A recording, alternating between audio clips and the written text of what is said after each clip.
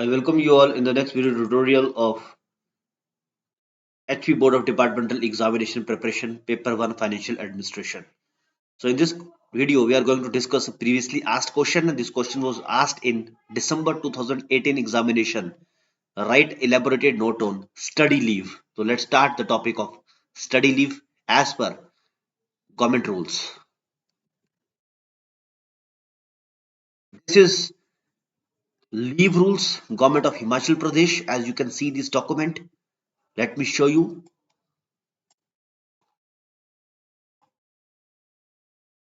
So this is the leave rule documents.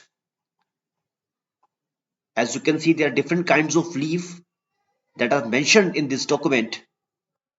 Over here, like earned leave, commuted leave, half pay, leave not due, extraordinary, maternity, paternity, and also the study leave is there. So let us focus upon the study leave. Let's start the topic. There are different conditions for study leave. So what are the important criteria? तो let's start the topic of study leave. Why study leave? सबसे पहले question arise होता है study leave क्यों चाहिए? बहुत ही अच्छे से देखा है एसपीडीएफ में. As you are aware that the government servants serve the government for long years, and the knowledge and skill they acquire before the joining services is definitely not able to cope up with the dynamic changes in this era of science and technology. तो समय के साथ चलने के लिए, technology के साथ कंधे से कंधा मिलाकर चलने के लिए नई नई टेक्निक्स आ रही हैं. आज के डेट पे 2023 साल चल रहा है. अगर हम आज की बात करूं तो सब कुछ डिजिटलाइज हो रहा है. E payment, E salary, E pension, everything is digitalise. तो उस चीज को सीखने के लिए नए नए सॉफ्टवेयर आ रहे हैं, नए नए लैंग्वेज कोडिंग सिस्टम डेवलप हो रहे हैं. तो we also as a part of government servant we need to go for study leave. तो देखते हैं क्या क्या इंपॉर्टेंट क्राइटेरियाज है स्टडी लीव्स के. इसमें एग्जांपल दिया, think of a doctor who was recruited 20 years ago, और अभी भी वो पिछले 20 साल पहले डिग्री करके उसने गवर्नमेंट सर्विस में चला गया, और 20 साल के बाद नेचुरल सी बात है टेक्नोलॉजी में ड्रास्टिक चेंज आता है, और कुछ चीजें सीखने के लिए, कुछ कोर्सेज को करने के लिए, कुछ ट्रेनिंग को करने के लिए हमें स्टडी लीव अनिवार्य है. और उसका फायदा गवर्नमेंट को होना चाहिए, ये भी जरूरी है. ऐसा नहीं है कि गवर्नमेंट से हमने स्टडी लीव ले ली और हम उसके बाद चले गए किसी और डिपार्टमेंट में, हमने सरकारी नौकरी छोड़ के किसी प्राइवेट एजेंसी को ज्वाइन कर लिया, या किसी और स्टेट में जाके हम उस स्टडी लीव के बेसिस पे जो हमने एक्वायर किया वो हमने जिस गवर्नमेंट से परमिशन ली है, हमें वहां पे कुछ पीरियड के लिए सर्व भी करना है. इसमें बहुत से क्लोजेस हैं. मेडिकल ऑफिसर्स के लिए अलग है और बाकी गवर्नमेंट्स के लिए अलग क्लोजेस है. तो अब मेन मुद्दे पे आते हैं. तो purpose of the grant, there are different type of grant जो हमें to undertake special courses of the study consistent को higher studies and specialised training. Suppose करिए आपने पीएचडी करनी है और आपको स्टडी लीव की रिक्वायरमेंट है, आप चाह रहे हैं कि आप रेगुलर पीएचडी करें किसी भी यूनिवर्सिटी से, तो क्या आपको परमिशन मिलेगी? देखते हैं क्या क्राइटेरिया उसके लिए एज पर दीज रूल हो सकता है.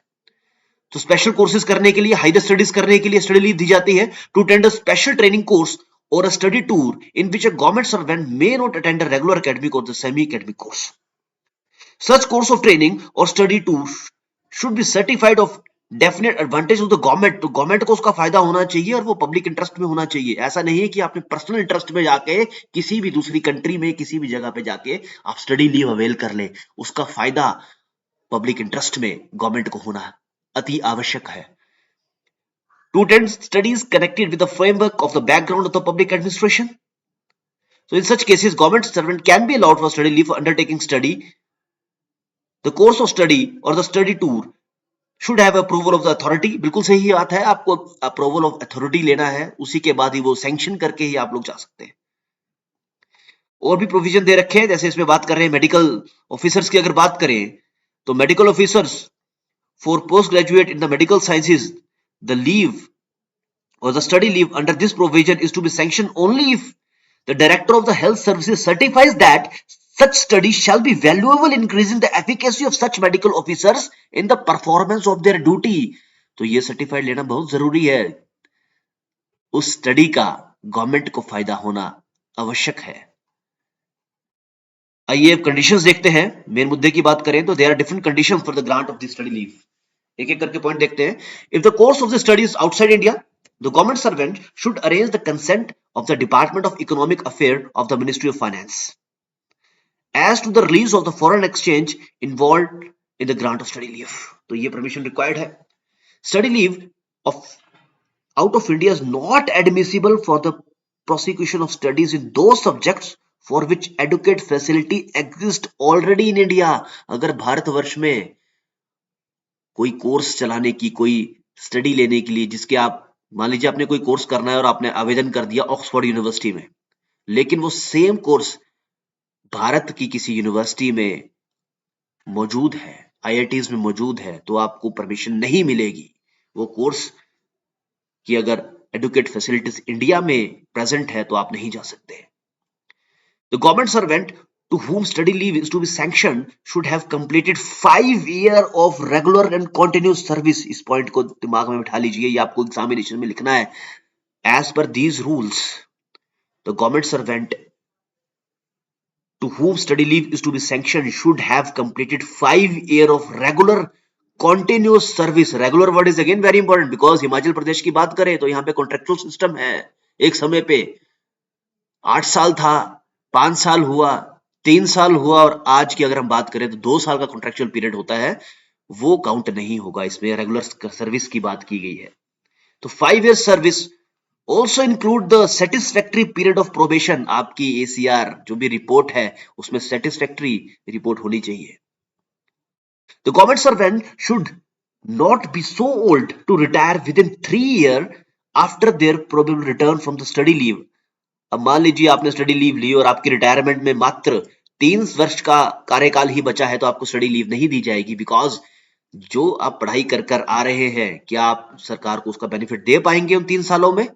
तो गवर्नमेंट में प्रावधान रखा है, अगर आप रिटायर हो रहे हैं विद इन 3 years तो आपको स्टडी लीव नहीं दी जाएगी. तो government servant should not B so old so as to retire within 3 years after their probable return from study. In other words, you can say that the government servant should serve the government for at least 3 years after their return from the duty of study leave. Study leave के बाद आपको कम से कम 3 वर्ष का कार्यकाल सरकार में करना पड़ेगा.